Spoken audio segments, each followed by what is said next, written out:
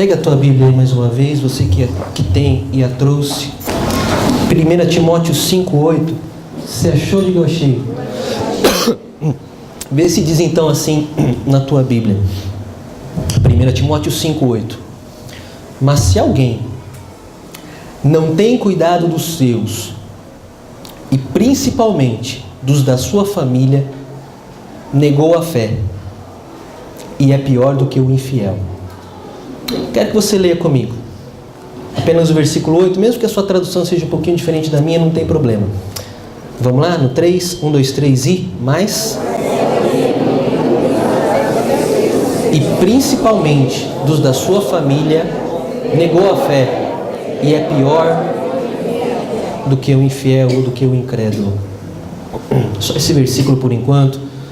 Vamos orar ao Senhor. Pai, nós queremos te agradecer mais uma vez porque o Senhor habita em meio aos louvores. Como é bom, Senhor, adorar o teu nome com canções, com a nossa vinda neste lugar. Mas agora, Senhor, nós queremos ter os nossos ouvidos atentos, que a nossa alma e a nossa vida seja mais uma vez, como diz em Marcos 4, uma terra fértil para receber a semente da tua palavra. Se ainda há algum impedimento na nossa vida ou neste lugar, nós rejeitamos, nós repreendemos no nome de Jesus. Porque a partir de agora, Senhor, mais do que ouvintes, nós queremos ser recebedores e praticantes dessa palavra revelada a nós. Fala diretamente conosco, Senhor, porque já aprendemos aqui que o Senhor não fala com rebanhos, mas com ovelha. O Senhor não fala com ajuntamento, com multidão, mas fala com indivíduos, com servos teus. E nós somos teus servos, nós somos tuas ovelhas, ovelhas do bom pastor. Por isso estamos, Senhor, ansiosos para ouvir e receber a tua palavra nesta noite. Fala conosco e que essa palavra também nos prepare para participar da Santa Ceia nesta noite. Obrigado, Pai, no nome de Jesus. Amém e amém. Pode se assentar. Toda atenção à palavra do Senhor a partir de agora é de extrema importância. Só se locomova ou converse se for extremamente necessário. Você leu aí comigo apenas o versículo de 1 Timóteo, capítulo de número 5. Dói, né? Ler esse versículo dói um pouco. E para mim, esse versículo é um dos mais impactantes da Bíblia. Porque vem a palavra do Senhor através do apóstolo Paulo e diz: Sidney, você cuida dos seus e da sua família? E aí, se eu analiso a minha vida e a resposta é não, então aí a contra-resposta é: então, Sidney, você negou a fé. Então, Sidney, você é pior do que aquele que nunca teve fé. Então, Sidney, sinto te informar, mas você é pior do que o incrédulo. Você é pior do que alguém que nunca teve um encontro comigo. Dizendo Deus.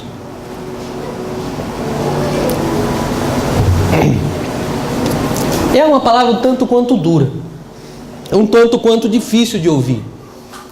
Mas está na Bíblia. E se está na Bíblia, eu creio. E de cara, esse versículo já desconstrói um pensamento que muitas vezes nós tomamos como certo. Eu quero que você vá acompanhando comigo. A gente vai mastigando junto, devagar, para que a gente entenda passo a passo o que a palavra do Senhor tem a nos ensinar nesta noite. Não se perca em nenhum momento. Porque de cara, esse versículo já desconstrói um pensamento que muitas vezes nós tomamos como certo. Isso porque na nossa cabeça, o lugar onde a gente vai mostrar os frutos da nossa fé, porque não sei se você percebe, mas Paulo está falando de uma questão de fé.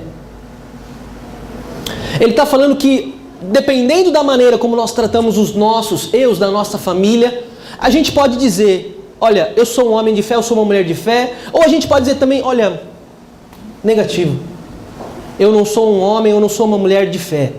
Dependendo da maneira como nós tratamos os nossos e os da nossa família. E é importante dizer isso porque na nossa cabeça, o lugar onde a gente vai mostrar os frutos da nossa fé: você aceitou Jesus como seu Salvador, você levantou a mão em um determinado culto, você disse: eu quero aceitar Jesus como meu Salvador. Senhor, escreve o meu nome no livro da vida. A partir de agora eu sou um cristão, servo de Deus, eu quero andar segundo a sua palavra. Eu quero andar no caminho chamado Jesus, porque Ele é o caminho, a verdade e a vida. Ninguém vai ao Pai a não ser através da pessoa de Jesus Cristo, seu Filho. Nós que tomamos essa decisão, nós andamos por fé e não por vista, como diz a palavra. E aí, como diz Jesus Cristo também, nós seríamos conhecidos pelos frutos. Assim como uma árvore é reconhecida pelos frutos, nós também seríamos conhecidos pelos frutos que damos, como cristão ou não cristão. E aí na nossa cabeça, a gente pensa assim, puxa, agora eu sou um homem de fé. Agora eu sou uma mulher de fé. Aonde essa fé vai desembocar? Aonde eu vou mostrar os frutos desta fé que agora eu tenho?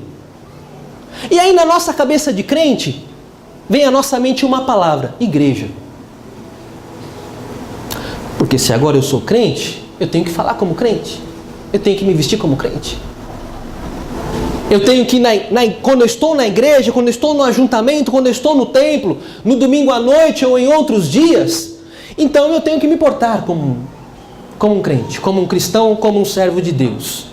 Afinal, agora eu sou um homem de fé, eu sou uma mulher de fé, então os frutos da minha fé vão desembocar aonde? Em que lugar? Na igreja, a gente pensa.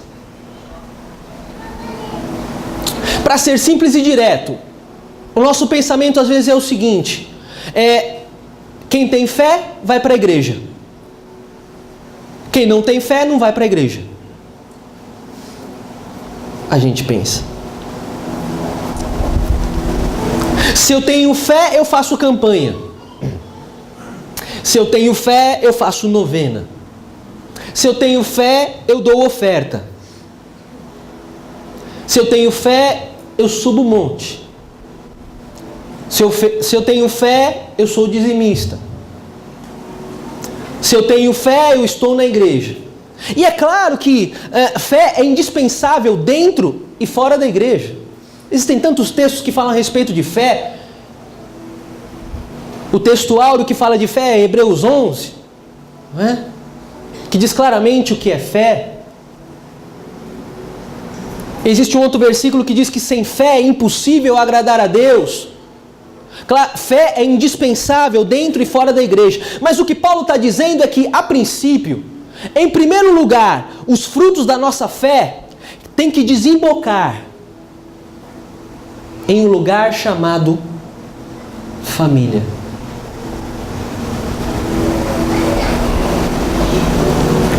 Ao contrário do que a gente pensa, de vez em quando, ao contrário do que diz, muitas vezes, a cultura evangélica, ao contrário do que muitas vezes nós achamos que está correto, vem o apóstolo Paulo, através da inspiração do Espírito Santo de Deus, e diz, olha, o lugar onde você vai mostrar os frutos da tua fé se chama família, casa, lar. Está entendendo até aqui? Diga amém. Aí vem a questão, que fruto da fé deve desembocar na família? E Paulo diz, ele fala aí no versículo 8, qual é esse fruto? Alguém pode dizer? Quem falou? Justamente. Que fruto da fé deve desembocar na minha família? O fruto chamado cuidado. Porque vem o apóstolo Paulo e diz, se alguém não cuida, negou a fé. E se Efésios 2,8 diz que a fé é um dom de Deus, quando eu nego a fé, eu estou virando as costas para algo precioso que Deus tem para mim. E é importante dizer isso porque às vezes a gente acha que nós somos bons crentes por aquilo que a gente faz no templo, domingo à noite. É importante dizer isso porque a gente acha que nós somos bons crentes ou bons cristãos porque de repente a gente tem uma prática religiosa. Porque afinal, todo domingo, primeiro domingo do mês, a gente está lá, participando da Santa Ceia. E a gente canta, e a gente adora, e a gente levanta a mão, e a gente diz, a igreja vem, eu sou igreja. Mas aí vem a Bíblia, que como a gente crê, é a palavra de Deus. Você crê assim ou não? Amém. Vem a Bíblia, que é a palavra de Deus, que é no que a gente crê, e diz: olha, você tem fé? Mostra em casa. Simples assim. Vem o apóstolo Paulo e diz: olha, você tem fé? Cuida da sua casa. Sabe o que Paulo está falando? Sabe o que a Bíblia está falando? Ela está falando: olha, se você tem fé, mostra para quem te conhece de verdade se você tem fé ou não. E eu digo, mostra para quem te conhece de verdade, porque, irmão, já disse aqui outras vezes, e vale a pena repetir, que colegas de trabalho não sabem quem a gente é de fato e de verdade. Amigos de escola ou de faculdade também não sabem quem a gente é de fato e de verdade, no profundo. Muitas vezes, nem irmãos em Cristo da nossa igreja sabem quem a gente é de fato e de verdade. Nós imaginamos, né? A gente imagina, mas saber quem a gente é, quem sabe de verdade, são aqueles que moram com a gente. São os da nossa casa, são os nossos, os da nossa família, como diz aí a palavra de 1 Timóteo 5:8. Eu sou, ou eu estou como pastor dessa igreja há quase 14 anos. Nós iremos completar aí 14 anos de fundação no mês de novembro, mais precisamente no dia 18. E eu digo, irmão, sem medo de errar, que ninguém aqui me conhece tão bem como a minha esposa e os meus filhos. Talvez mais ela até do que os filhos. Eles conhecem um ser em mim que talvez vocês nem imaginem que exista. Às vezes para o bem e às vezes não tão bem assim.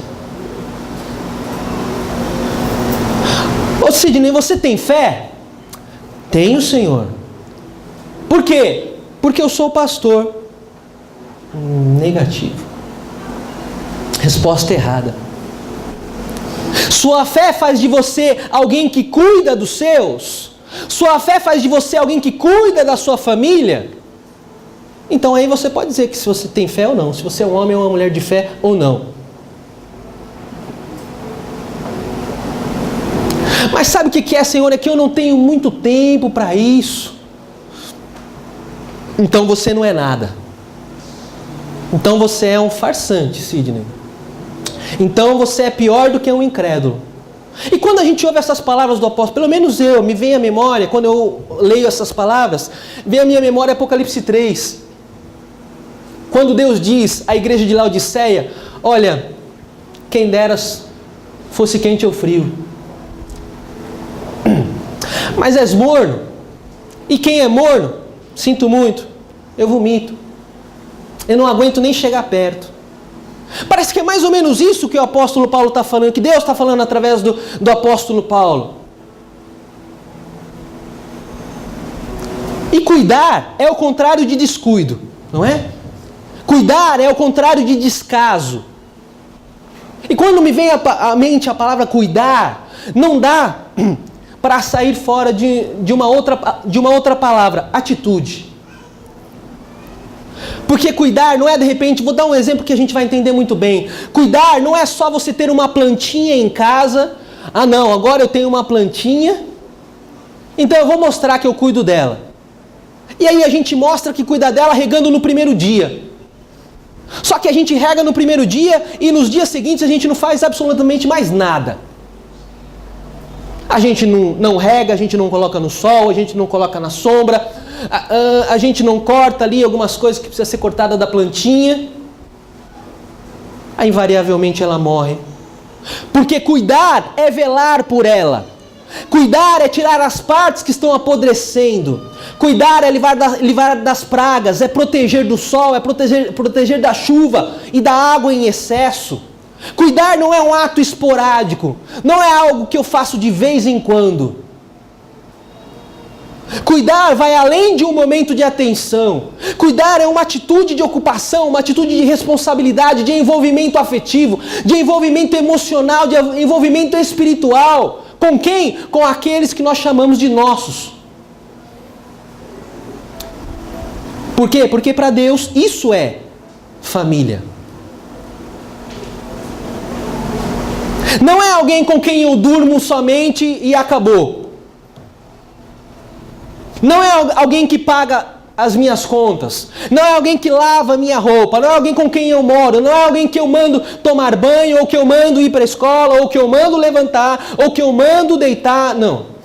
É muito mais do que isso. Família é alguém com quem eu tenho laços, mas não laços quaisquer. Família é alguém com quem eu tenho laços tão profundos que não se compara com qualquer outro laço afetivo. Nós temos laços afetivos com amigos, com irmãos em Cristo, com colegas de trabalho, de escola, de faculdade, com vizinhos, com outras pessoas, mas nenhum laço afetivo é tão profundo, ou não deveria ser, tão profundo como um laço afetivo que nós temos que ter com a nossa família. E isso não é só família, isso é viver fé.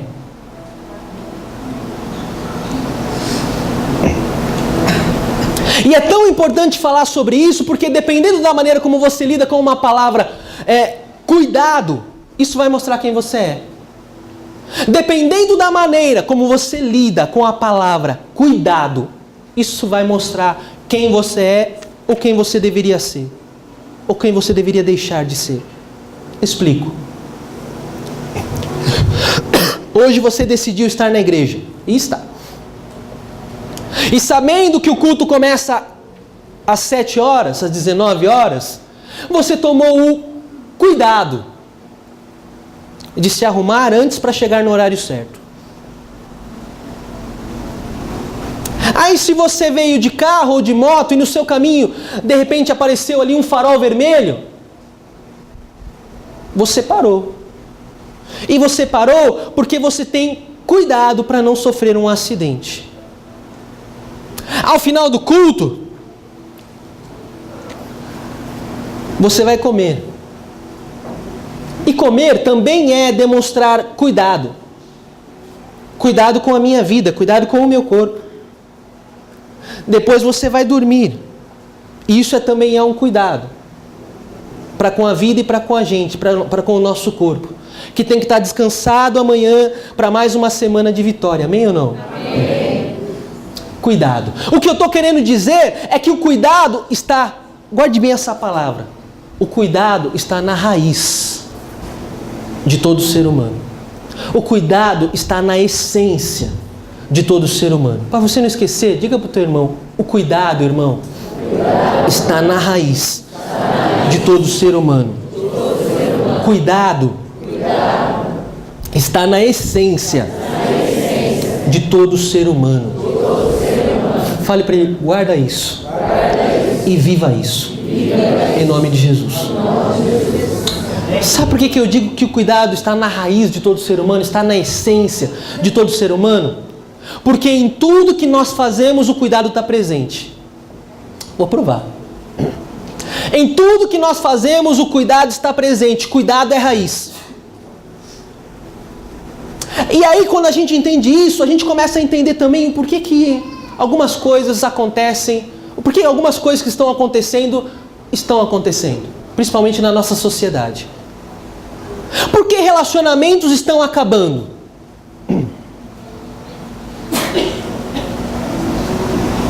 Por que famílias estão sendo desconstruídas a cada dia mais? Digo sem medo de errar, falta cuidado. Tá, mas por que o cuidado está sendo deixado de lado? Vou dizer por quê. Famílias estão acabando, relacionamentos estão sendo destruídos e desconstruídos o tempo todo. Relacionamentos entre familiares, entre amigos verdadeiros, entre irmãos em Cristo, entre ovelha e pastor, pastor e ovelha.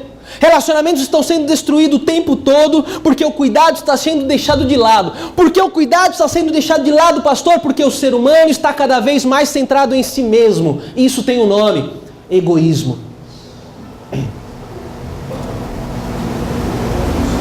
Para usar um texto bíblico, a cada dia mais pessoas têm o seu ventre como Deus. A cada vez mais as pessoas estão cada vez mais centradas em si mesmo, cada vez mais egoístas, cada vez mais pensando o que eu ganho com isso. Quanto eu levo nessa questão?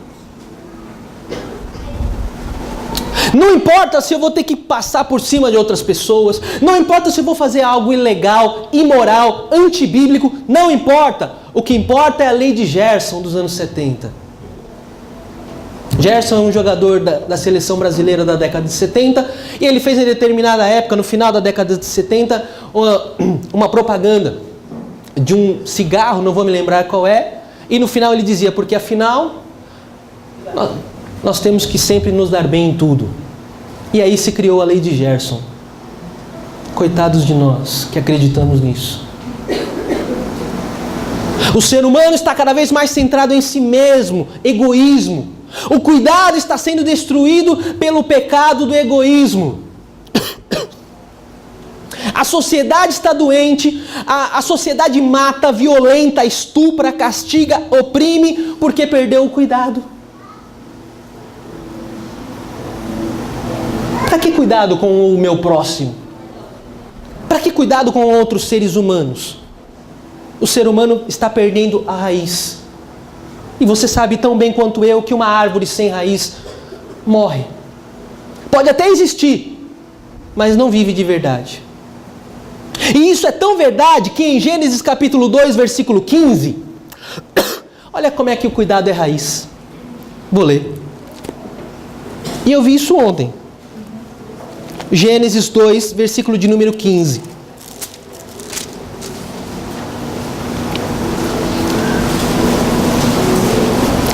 Deus cria o homem. Você conhece bem a história? Em primeiro lugar, ele diz lá, em Gênesis 1, ele cria o céu e a terra era sem forma e vazia, ele diz haja luz e houve luz, ele diz haja expansão das águas e houve, ele diz, tudo que ele diz começa a acontecer, aí ele cria o homem, ao jardim do Éden, um paraíso na terra, e aí em Gênesis 2,15 ele diz, tomou o Senhor Deus o homem e pôs no jardim do Éden, e ele fala o porquê.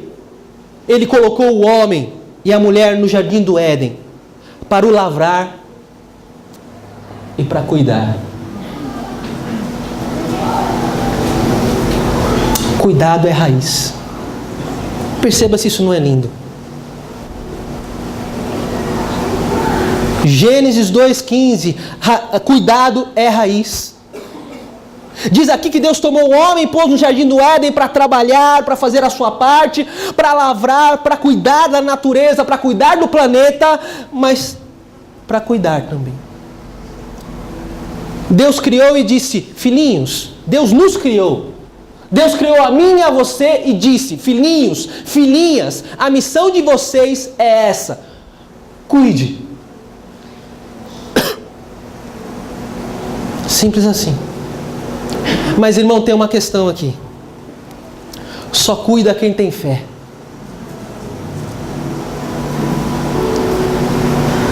Você pode subir monte e descer monte. Se você não cuida dos seus, a sua fé é uma fé de fachada.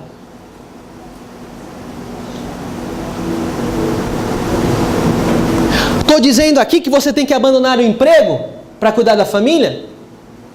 Não. Estou dizendo aqui que você tem que parar de estudar? Não.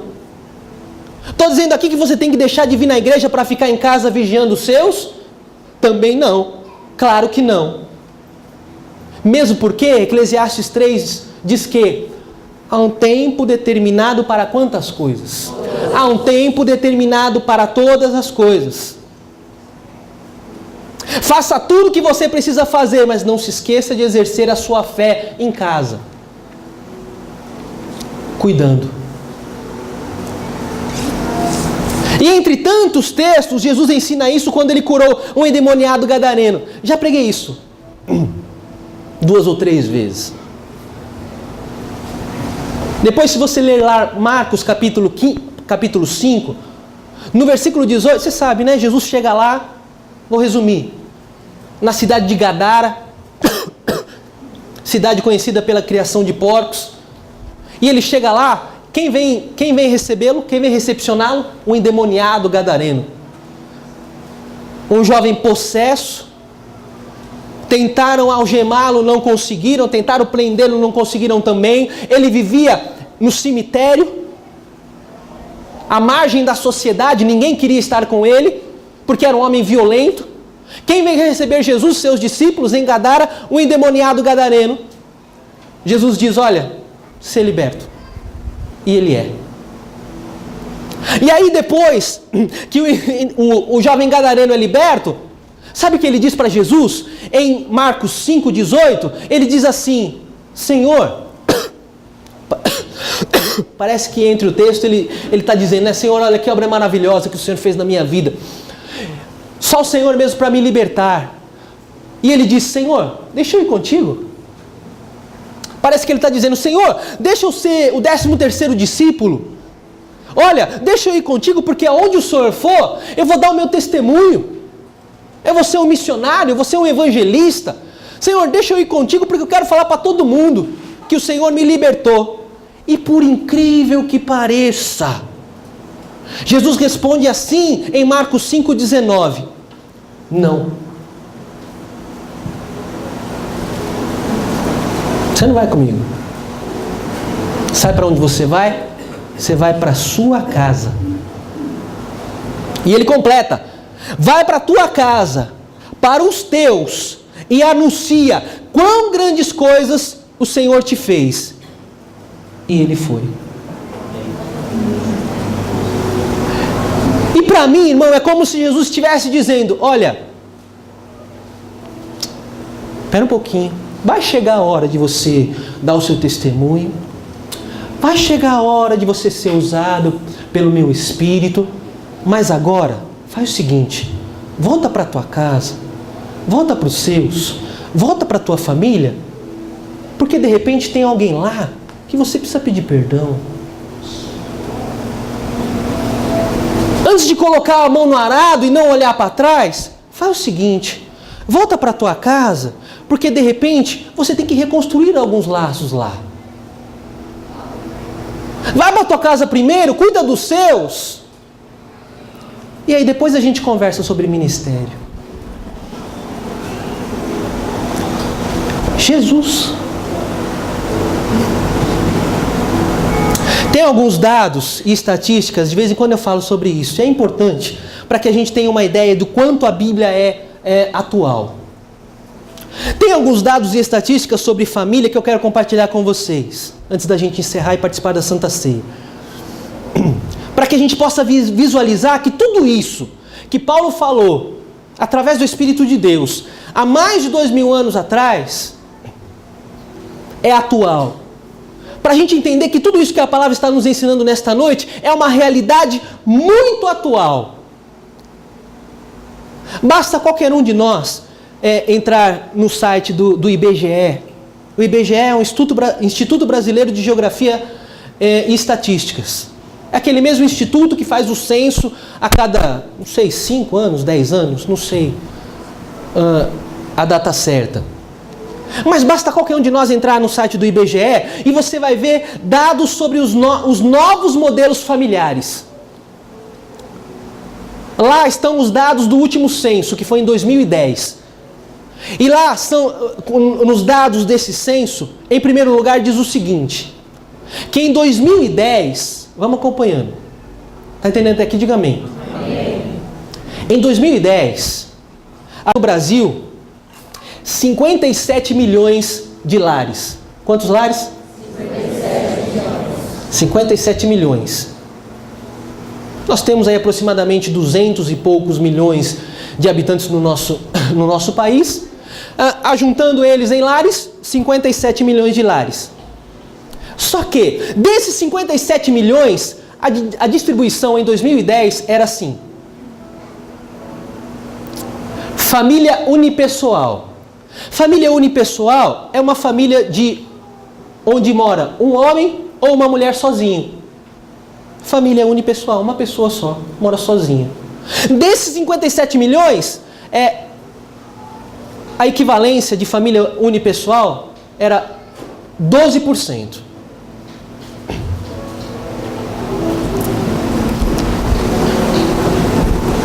O segundo tipo, ou o segundo modelo de família que diz lá, é o modelo de família nuclear. O que é família nuclear? Família tradicional.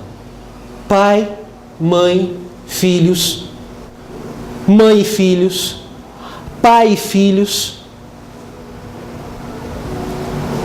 marido e esposa. Seria a família tradicional. Desses 57 milhões, o número alto até. Em 2010, 66%. Desses 57 milhões, equivalia à família tradicional. Família nuclear. Isso em 2010. Agora perceba como as coisas correm rápido. Perceba como o inimigo trabalha de maneira veloz. Isso em 2010. Só que 2 anos depois, em 2012, os dados mudaram. E mudaram muito. Ao invés de 57 milhões, 2 anos depois, nós somos 62 milhões de lares. Aumentou 5 milhões. Continha fácil. E a gente diz, puxa, que bacana. Então, deve estar acontecendo mais casamentos. Então, mais pessoas, ao contrário do que muitas pessoas dizem, que a família é uma instituição falida, então mais pessoas estão se juntando como família e estão aí vivendo a família tradicional, ou como deveria ser. Bom seria se fosse assim. Porque agora, o modelo de família tradicional, que era 66%, 2 anos depois, em 2012, de 66%, esse número passou para 49%. De 66%, muito mais da metade, cai abaixo da metade, 49%. Era a maioria, agora não é mais. Percebe a realidade?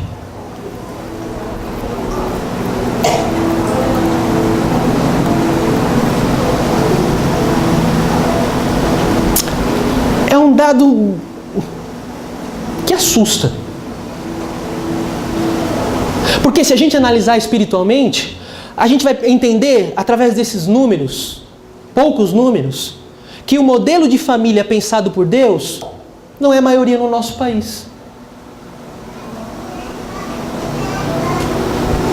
E aí quando a gente começa a se aprofundar, outras coisas vão aparecendo.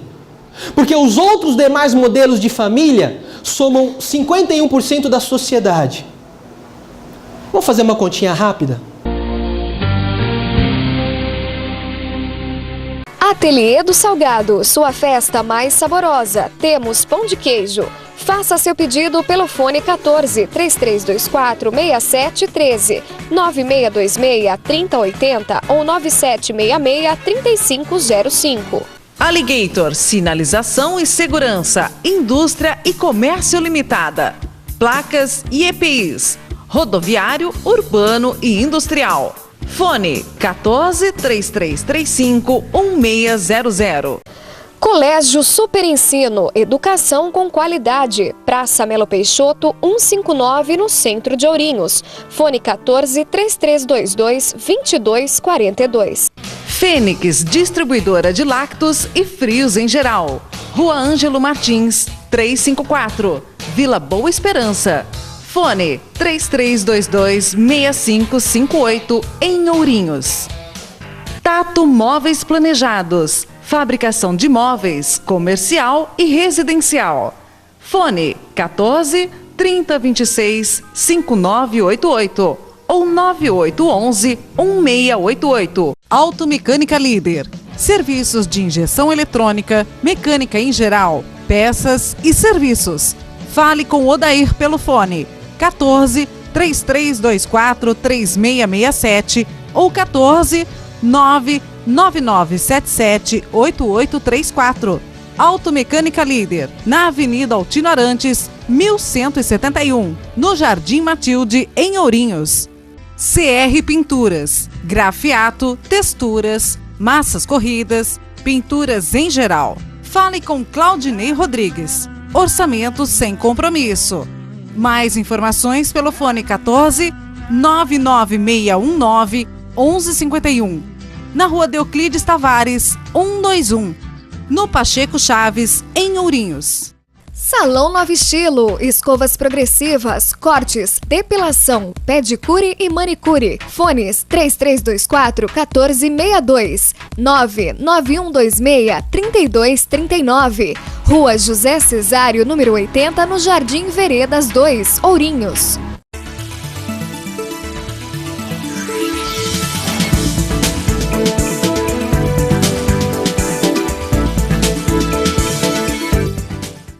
Prana Maia Moda Feminina Artesanal, trabalhando com as marcas Amanhecer Minas, Alfa Rábio, Ventura, Reserva Natural, Raimundo Reis. Prana Maia, Rua Rio de Janeiro, Loja 11, Galeria Gardênia, no centro de Ourinhos. Fone 14 3326 5384.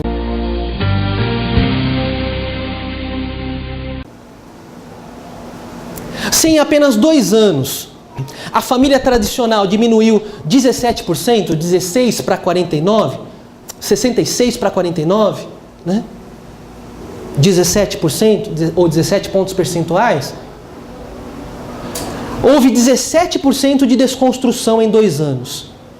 E se a gente fizer uma outra continha simples ou simplória, talvez não seja assim, mas se essa diminuição continuasse nesse ritmo, em 6 anos, não haveria mais esse modelo de família pensado por Deus. 6 anos. E isso, irmão, não sei como você encara, mas para mim isso é muito sério.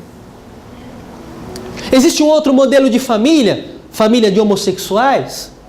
Diz lá que em 2010 eram 60 mil. 2 anos depois, 67 mil.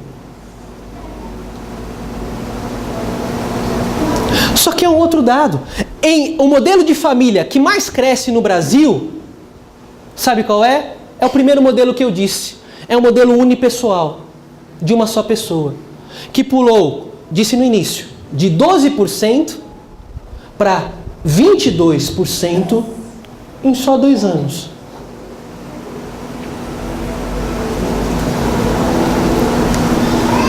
E aí a gente pensa, ok, de repente são os filhos que estão amadurecendo, né? Os filhos dos casais estão amadurecendo, estão fazendo 18 anos, 20 anos, tem que sair de casa, ou porque vai estudar fora, ou porque quer independência profissional e financeira. Só que, nesse número de 12% para 22%, não estão só aqueles filhos que vão morar sozinhos, mas também tem, em maior parte, marido e mulher que se separaram e agora cada um tem a sua casa.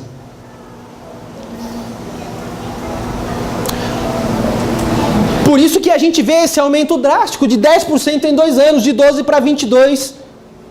Irmão, as nossas famílias estão em perigo. E nós, como igreja de Jesus, nós temos que tomar uma providência para ontem. Porque quando eu vi esses dados, irmão, de verdade, eu tremi.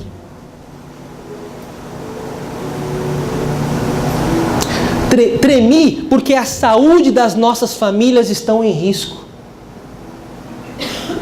E digo mais, a saúde das nossas famílias estão em risco muito mais hoje do que nos anos que se passaram.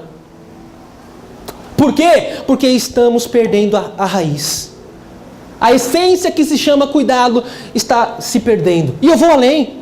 Se família... Vamos pensar o seguinte, irmão. Se família já não tem mais valor para a nossa sociedade, o que é que tem valor então? Se o assunto família tem sido banalizado, então, irmão, o que tem valor então para a nossa sociedade se família já não tem mais?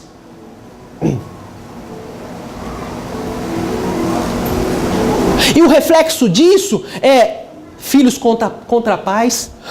Jesus já disse isso no Sermão da Montanha. Olha, quando chegar os últimos dias, vai ser assim. Se levantará filho contra pai, pai contra filho, reino contra reino, nação contra nação. Jesus já disse isso, ele não nos enganou em nenhum momento. E o reflexo dessa falta de cuidado que a gente tem visto e ouvido o tempo todo, o reflexo disso é filhos contra pais, pais contra filhos, algumas vezes envolvendo até morte, inclusive. Irmão, toda hora, às vezes a gente nem se escandaliza mais por uma notícia que a gente ouve ou vê, diz, olha, é da mesma família, mas matou. É da mesma família, mas violentou. É da mesma família, mas estuprou. Isso quase já não nos choca mais, porque todo dia tem uma má notícia nova em relação à família. Irmão, como explicar a cabeça de alguém que olha para uma criança e tem desejo sexual? Como explicar isso?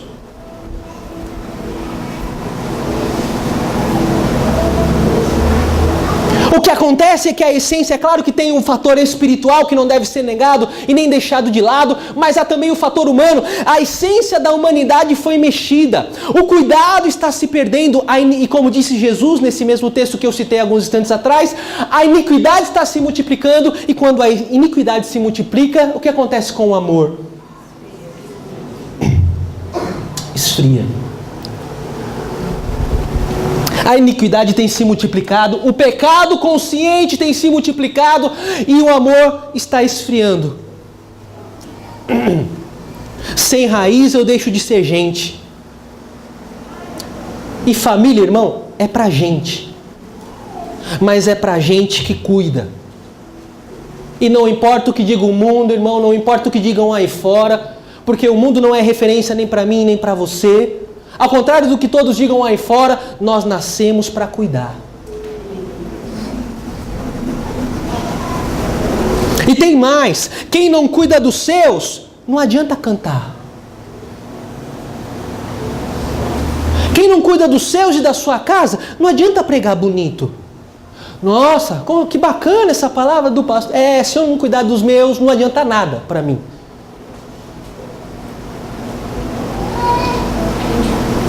Se não houver cuidado na minha vida, se eu não cuido dos meus, não adianta tocar.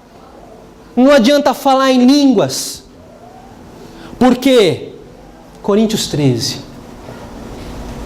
Ainda que eu falasse a língua dos homens e dos anjos,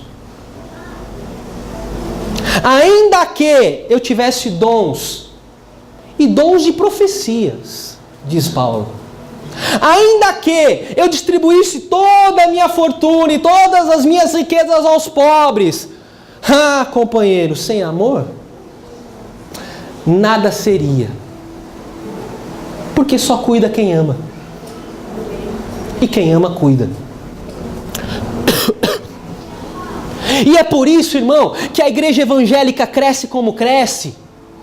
E é por isso que a igreja evangélica bate no peito e diz, nós construímos os maiores templos do nosso planeta e a gente é bom mesmo e até 2020 nós seremos maioria no nosso país porque a gente é demais.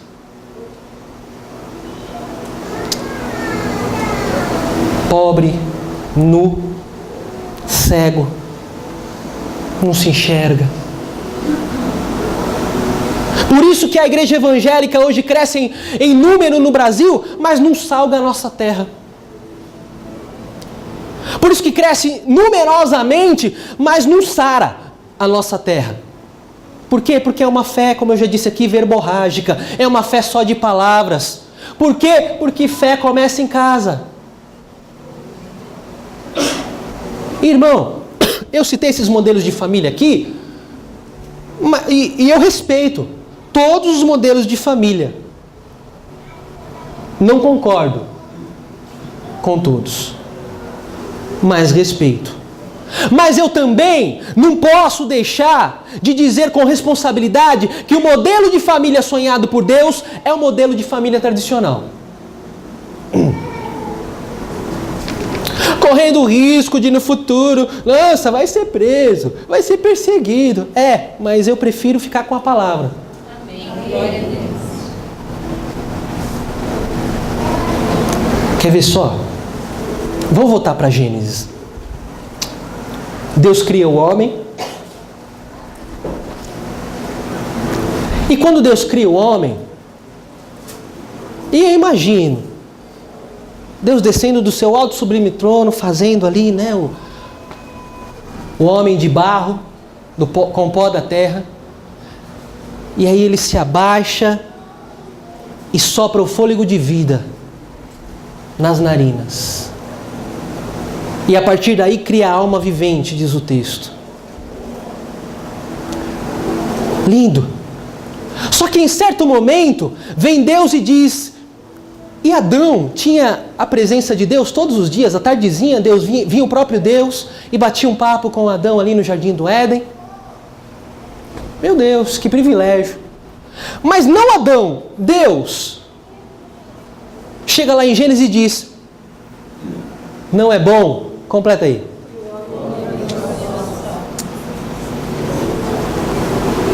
Não é bom que o homem esteja só. Então, far-lhe-ei uma auxiliadora. Graças a Deus.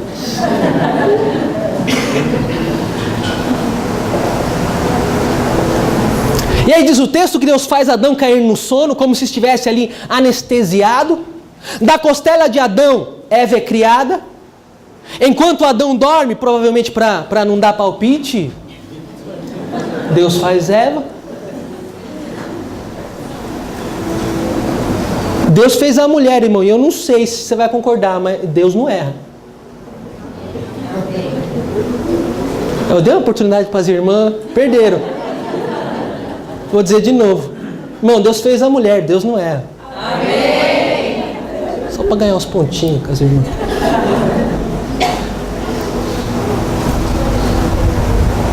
E normalmente, quando há casamentos, normalmente eu digo que... Por que Deus fez o homem primeiro? Né? Porque dizem que primeiro o artista faz o rascunho, depois a obra de arte.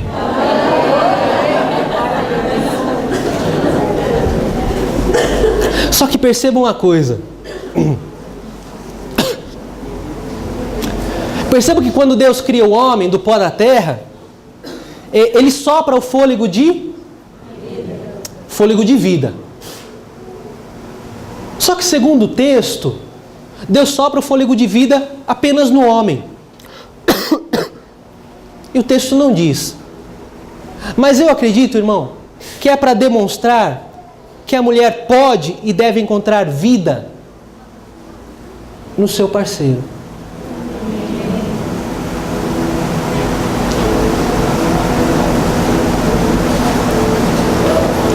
Eu acredito que Deus fez isso para provar também que no seu projeto, no projeto de Deus, homem e mulher se completam. Aí vem Deus e continua, olha, crescei e multiplicai-vos, disse Deus. Os homens cresceram, se multiplicaram, mas por decisão própria se deformaram. Se deformaram por causa do pecado. E por causa do pecado perderam o cuidado.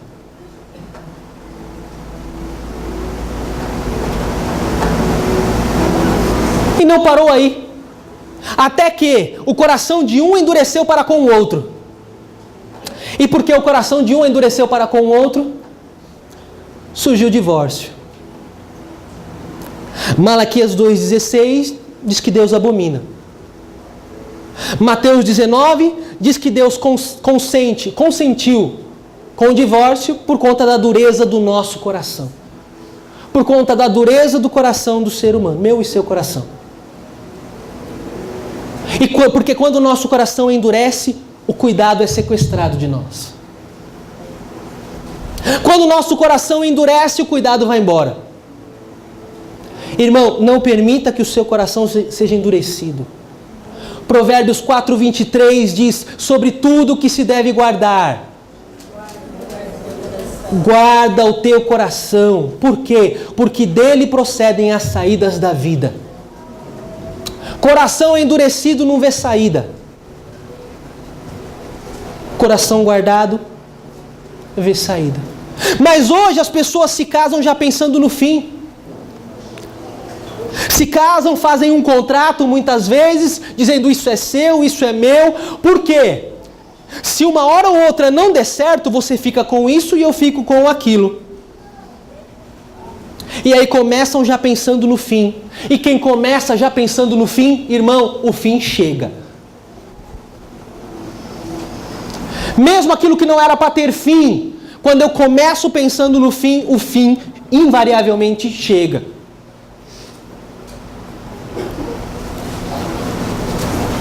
Tá, pastor, mas eu já passei por isso.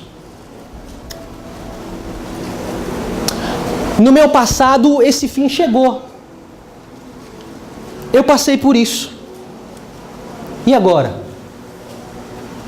E você sabe, já disse aqui poucas vezes, você sabe que na cultura evangélica, o divorciado é discriminado em muitos lugares. Você sabe que na cultura chamada cultura evangélica, o divorciado é discriminado em muitas igrejas. Alguns estão na igreja, frequentam a igreja, mas vivem à margem dela. Porque segundo a doutrina da minha religião, porque segundo a doutrina e o estatuto da minha igreja, quem passou por isso não pode tomar ceia.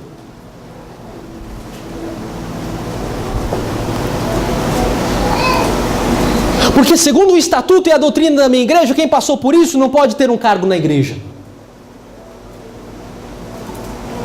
Mas o interessante é que dízimo pode dar.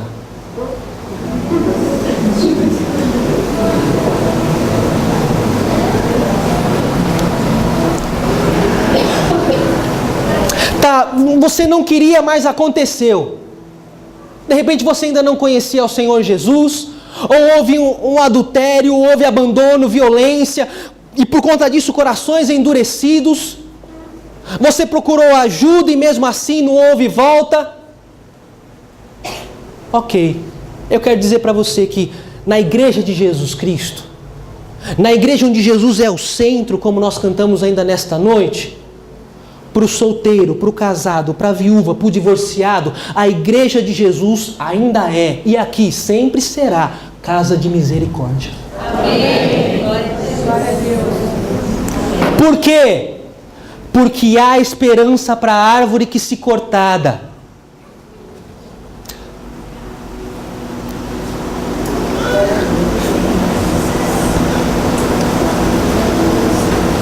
Ainda se renovará.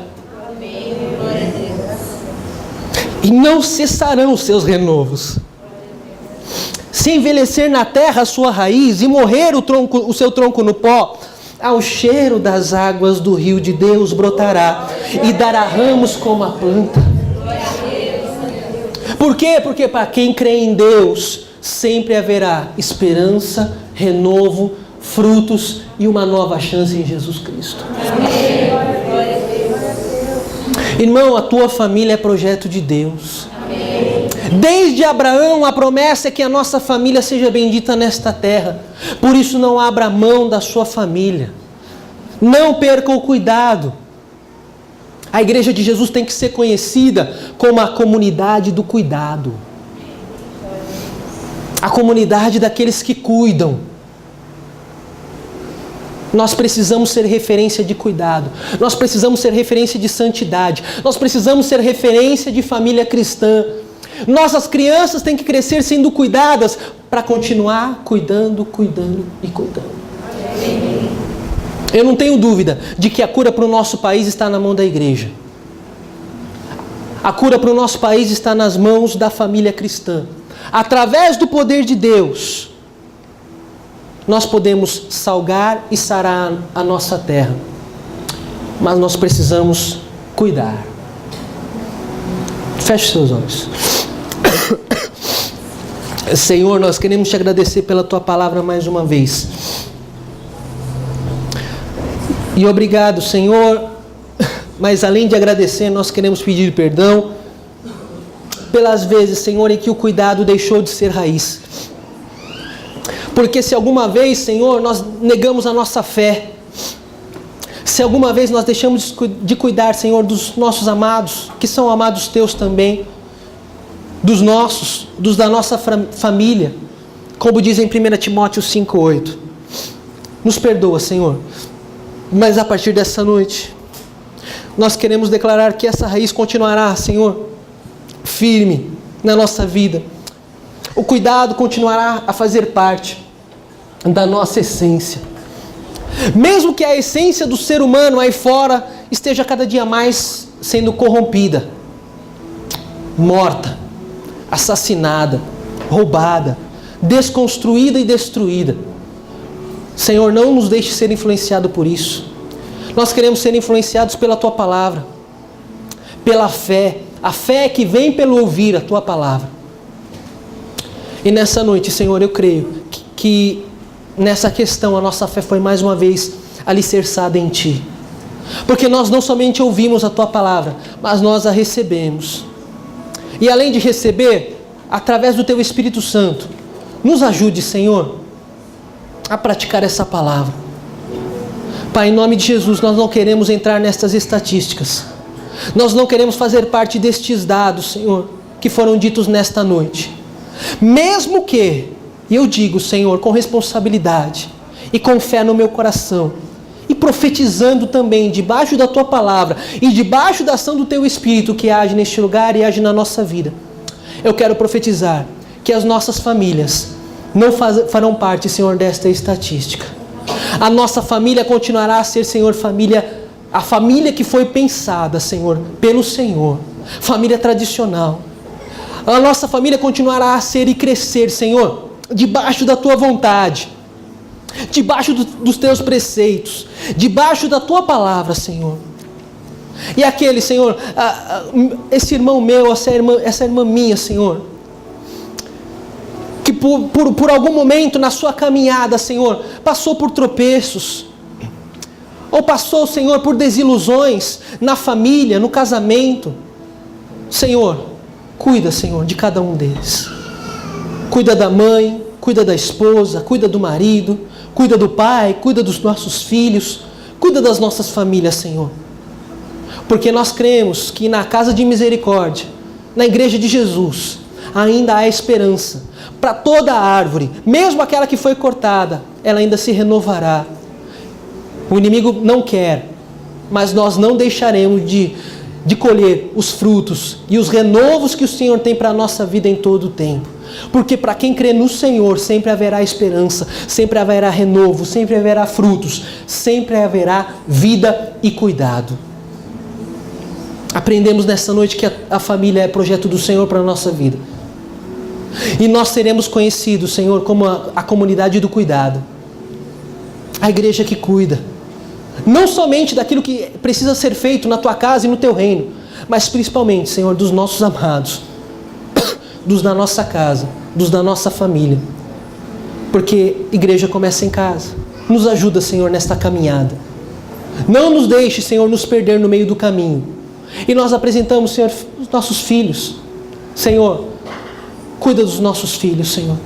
Que eles cresçam, não dando ouvidos ou sendo influenciados por tantas obras malignas que há hoje no mundo, na escola até, na rua, na internet, na TV, ou em tantos outros lugares, porque o mundo jaz no maligno. Mas nós declaramos que a nossa família e os nossos filhos estão guardados em Ti, Senhor. Guarda a vida deles. E guarda a nossa vida. E nos ajuda a cuidar. Nos ajuda a dar esse fruto em todo o tempo. Fruto do cuidado. É em Teu nome que oramos e Te agradecemos por essa palavra. No nome de Jesus. Amém e amém.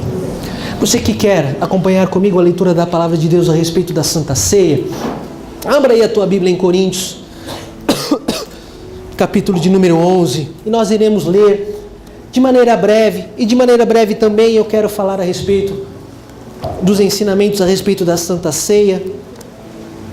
Nós iremos participar e depois já iremos para o nosso lar. 1 Coríntios 11, 23, fala a respeito aí da Santa Ceia. Se você quer acompanhar, abra aí a tua Bíblia e leia conosco.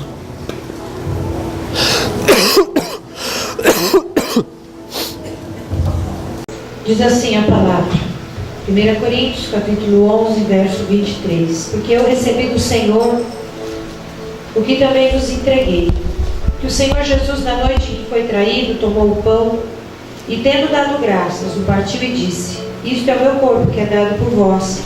Fazei isto em memória de mim.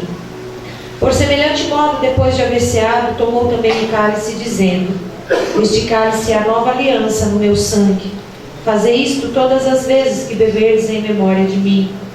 Porque todas as vezes que comerdes este pão e beberdes do cálice, anunciais a morte do Senhor até que ele venha. Por isso, aquele que comer o pão ou beber do cálice do Senhor indignamente, será réu do corpo e do sangue do Senhor. Examine-se, pois, o homem a si mesmo, e assim coma do pão e beba do cálice. Pois quem come e bebe sem discernir o corpo, come e bebe juízo para si. Eis a razão porque há entre vós muitos fracos, doentes, e não poucos que dormem. Porque se nos julgássemos a nós mesmos, não seríamos julgados.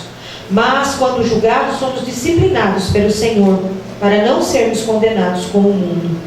Assim, pois, irmãos meus, quando vos reunis para comer, esperai uns pelos outros. Se alguém tem fome, coma em casa, a fim de não vos reunirdes para juízo. Quanto às demais coisas, eu as ordenarei quando for ter convosco. A palavra do Senhor declara a respeito da celebração da Santa Ceia. E há alguns princípios que nós devemos seguir para participar da Santa Ceia do Senhor. Em primeiro lugar, nós temos que entender o que é a Santa Ceia. E a Santa Ceia é mais do que um ritual, porque o ritual nós fazemos de maneira mecânica, às vezes até sem saber o porquê estamos praticando aquilo.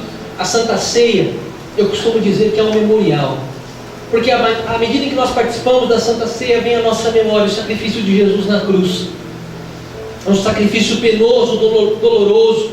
A Bíblia diz que Jesus se entregou na cruz, derramou até a última gota de sangue que ele tinha na cruz por nossa causa, entregou o seu Espírito a Deus. O véu do templo foi rasgado de cima a baixo, ele disse: está consumado. Foi levado ao sepulcro, mas ao terceiro dia venceu a morte, ao terceiro dia ele ressuscitou. E vem à nossa memória esse sacrifício, mas não com tristeza, com alegria.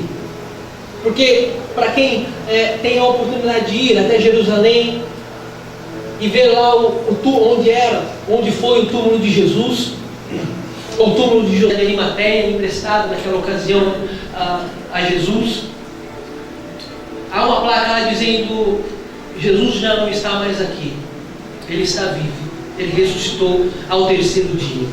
E esse é um motivo de alegria para quem crê em Jesus Cristo e na sua palavra. Mas a Santa Ceia também representa um gesto, um memorial de ação de graças. Porque à medida que nós participamos da Santa Ceia, nós estamos dizendo, mesmo que nós não consigamos agradecer à altura, nós estamos dizendo: Senhor, obrigado pelo teu sacrifício. Obrigado, Pai, porque o Senhor enviou o seu único Filho para morrer na cruz, para que todo aquele que nele crê não pereça, mas tenha a vida eterna. A Santa Ceia representa a nova aliança que nós temos com Deus através de Jesus Cristo. Como eu disse, o véu do templo foi rasgado de cima a baixo. A partir daí, já não havia mais separação entre o santo lugar no templo e os santos dos santos. Porque no santos dos santos só o sumo sacerdote poderia entrar para pedir perdão, para oferecer sacrifícios e pedir perdão dos pecados de todo o povo. A partir do sacrifício de Jesus, cada um de nós, qualquer um de nós, podemos entrar na presença do Senhor, no santíssimo lugar, na presença do Altíssimo, e dizer: Senhor, perdoa os meus pecados. Senhor, eu te louvo, eu te adoro, eu te agradeço. Senhor, escreve meu nome no livro da vida, por conta da nova aliança que nós temos com Deus através de Jesus Cristo. E em último lugar, a Santa Ceia representa uma porção menor, uma prévia do banquete futuro que nós iremos participar na glória. A Bíblia diz em Apocalipse que quando as trombetas tocarem, os céus se abrirem, nós teremos um encontro com o Senhor nas nuvens, e aí nós participaremos das bodas do Cordeiro, o casamento. A noiva é a igreja, Jesus o nosso noivo. E aí nós participaremos de uma grande ceia, as bodas do Cordeiro, sendo servidos pelo próprio Cordeiro, por Jesus Cristo. E aí, diz o texto que já não haverá mais choro, já não haverá mais tristeza, já não haverá mais pranto, mas haverá alegria e paz na presença do noivo. E essa é uma prévia do que nós iremos participar na glória. Quem pode ou não participar, pastor? A Bíblia é clara em Coríntios 11, 28. Examine-se você. examine-se o homem a si mesmo, e depois coma do pão e beba do cálice. Mas o pastor não pode dizer quem pode, não pode. Eu não estou autorizado nem nesse texto, em nenhum outro texto da Bíblia Sagrada, a dizer para ninguém: você é obrigado a participar da Santa Ceia, ou você está desautorizado a participar da Santa Ceia. Muito pelo contrário, eu também tenho que examinar a mim mesmo, Sidney, e comer do pão e beber do cálice. Mas há alguns princípios que nós podemos seguir, e o primeiro princípio é: temos que ter a nossa vida entregue ao Senhor, porque senão nada disso tem fundamento. E para entregar a nossa vida ao Senhor, basta uma oração, basta apenas dizer: Senhor, escreve meu nome no livro da vida. Senhor, eu quero ser um salvo em Cristo Jesus, eu quero participar da tua Santa Ceia. O segundo princípio, ter os nossos pecados perdoados. E para isso basta uma oração também, basta apenas dizer: Senhor, eu já sou um salvo em Cristo, agora perdoa os meus pecados. E o terceiro princípio é: se preciso for, faça um voto com o Senhor. Sabe aquilo que você sabe que é errado? Aquilo que você sabe que é iniquidade? Aquilo que você sabe que desagrada a Deus e traz prejuízo, até para o teu corpo, para a tua alma, para o teu espírito, para a tua vida espiritual? Então, faça um compromisso com o Senhor. Diga: Senhor, a partir de hoje eu quero me afastar da prática do pecado. Eu quero me afastar, inclusive, até da aparência do mal, como diz a tua palavra. Aquilo que parece que é pecado, eu quero me afastar. Me ajuda com isso. E aí você vai participar da Santa Ceia, vai ser fortalecido no teu espírito, e aí você vai vencer todas as astutas ciladas do inimigo que possam se levantar contra a tua vida e contra a minha vida também. Feche os teus olhos, examine-se a si mesmo, e aí depois coma do pão e beba do cálice. Mas não permita que o inimigo venha roubar esse privilégio e essa arma espiritual que nós temos a cada primeiro domingo do mês, que é o participar da Santa Ceia do Senhor.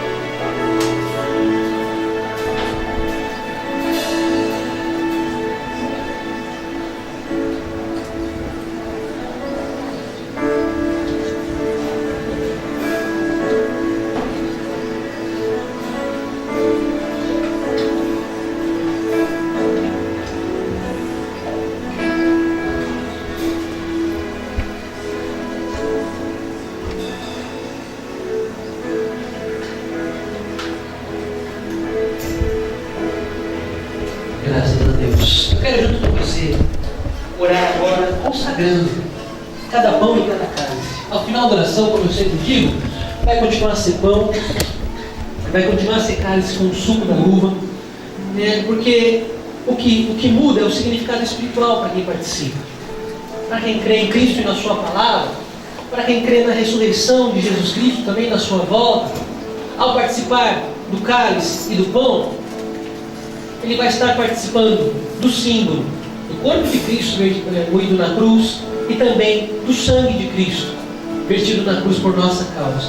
Oremos juntos. Pai, nós queremos te agradecer pela tua palavra, pela consciência que o Senhor nos traz e pelas respostas que o Senhor nos traz a tudo. E nessa noite também em relação à Santa Ceia, por isso nós queremos consagrar cada pão que passam, Senhor, a representar e a simbolizar o teu corpo que foi moído na cruz por nossa causa. Queremos apresentar e consagrar também, Senhor, cada cálice com o suco da uva que passa a representar e simbolizar uma porção do teu sangue que foi vertido na cruz por nossa causa. Na verdade, Senhor, aquela cruz era para nós.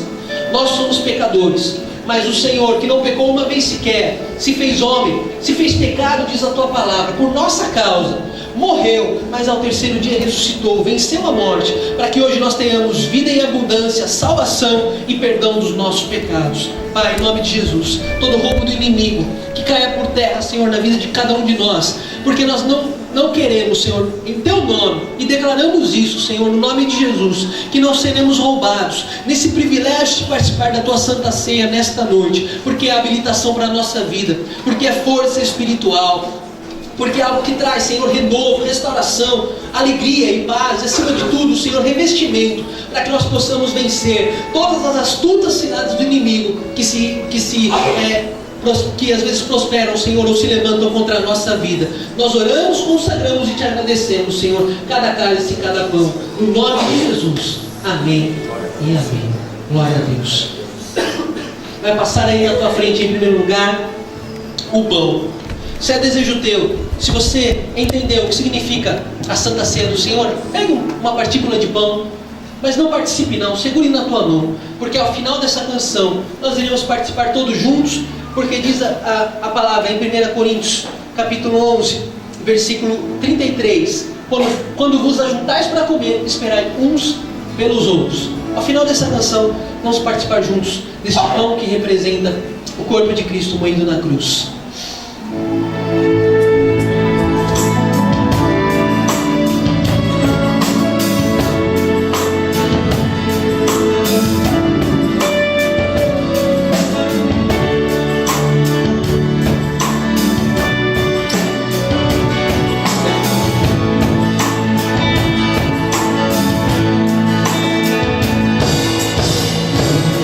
Jesus, amo, Senhor, quero ser.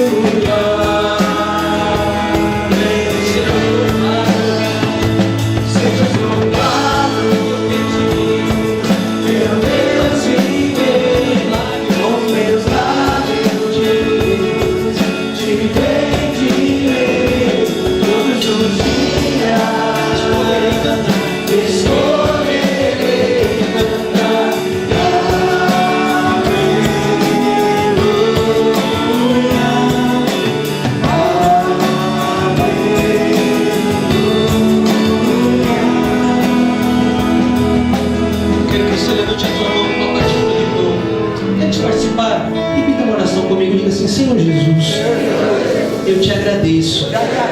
E digo mais uma vez: aleluia. Louvado seja o teu nome. Eu te agradeço, Senhor, pelo teu sacrifício na cruz, pelo teu corpo que foi moído na cruz por minha causa. Na verdade, a cruz era para mim. Eu sou pecador, mas o Senhor se colocou em meu lugar para que hoje eu tenha vida, salvação, perdão, remissão dos meus pecados. E por isso eu digo: obrigado. E participo deste pão que representa o teu corpo.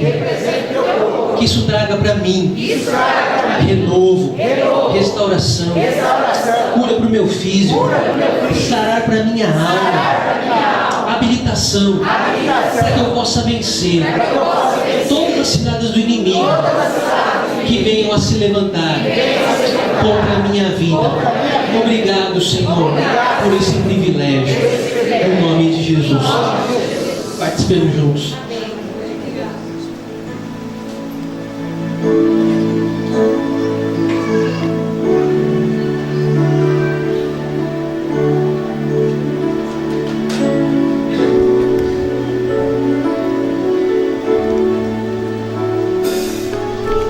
Semelhantemente também, depois de ser tomou o cálice, dizendo: esse cálice é o Novo Testamento do meu sangue.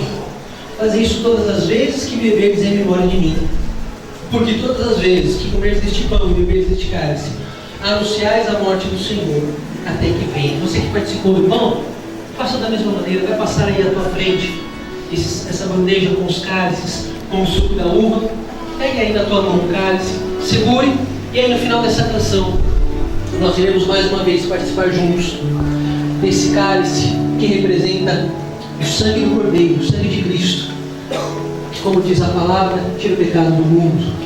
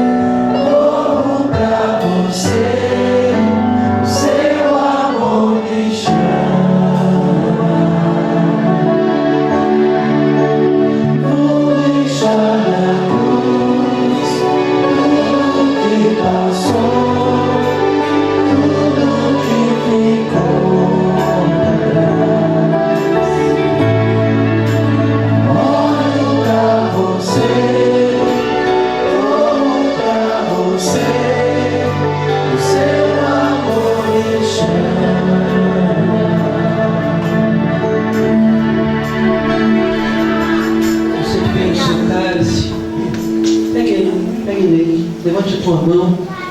Eu quero que antes de participar, você repita uma oração comigo. Diga assim: Senhor Jesus, eu te agradeço pelo teu sangue que foi vertido na cruz por minha causa. Sangue que representa a vida. E através dessa celebração eu recebo a vida de Deus em mim, para o meu corpo, para a minha alma, para o meu espírito, para todas as áreas da minha vida. Onde havia morte, que haja ressurreição. Ressurreição e vida. Vida que vem de Cristo. Obrigado, Jesus. Amém. Estejamos juntos. Com a mão sobre o seu coração, receba a bênção final e ore ao Senhor comigo agradecendo também. Pai, nós queremos te agradecer mais uma vez pelo que recebemos de Ti nesta noite, pela Tua palavra, pela Tua presença, pela Santa Ceia, pelo manifestar do Teu Espírito Santo.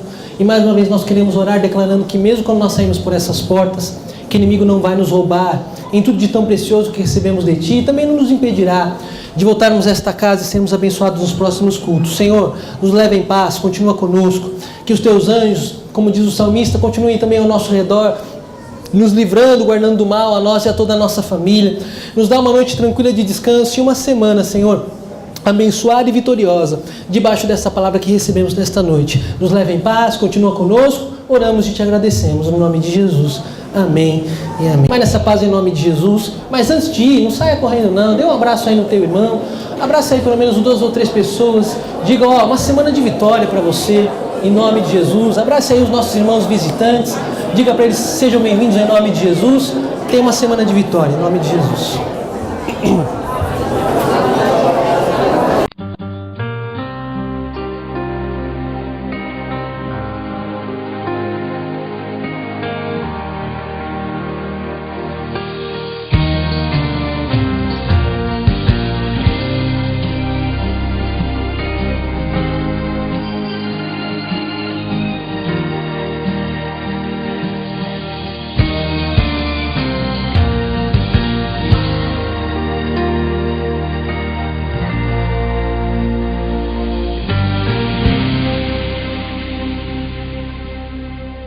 Ateliê do Salgado, sua festa mais saborosa. Temos pão de queijo. Faça seu pedido pelo fone 14 3324 6713, 9626 3080 ou 9766 3505.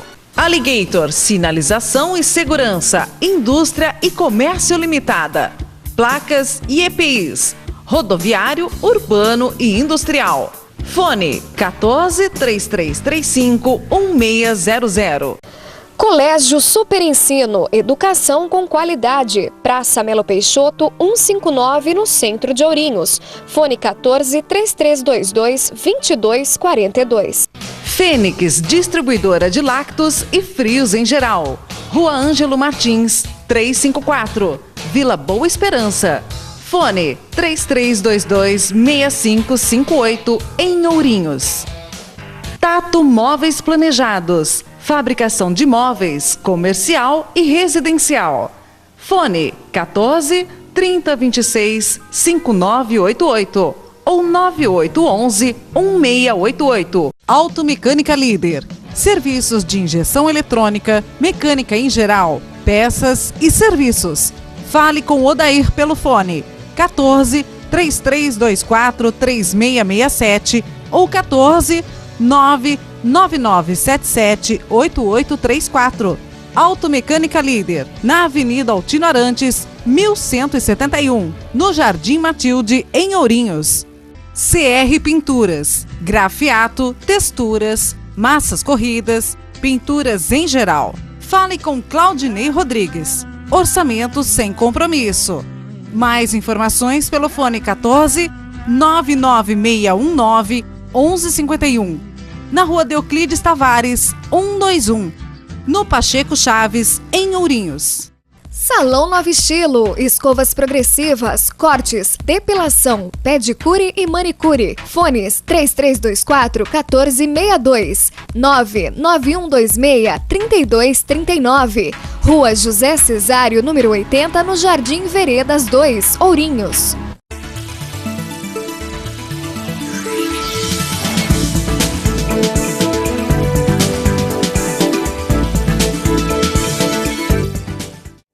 Pranamaia Moda Feminina Artesanal, trabalhando com as marcas Amanhecer Minas, Alfarrábio, Ventura, Reserva Natural, Raimundo Reis, Pranamaia, Rua Rio de Janeiro, Loja 11, Galeria Gardênia, no centro de Ourinhos. Fone 14 3326 5384.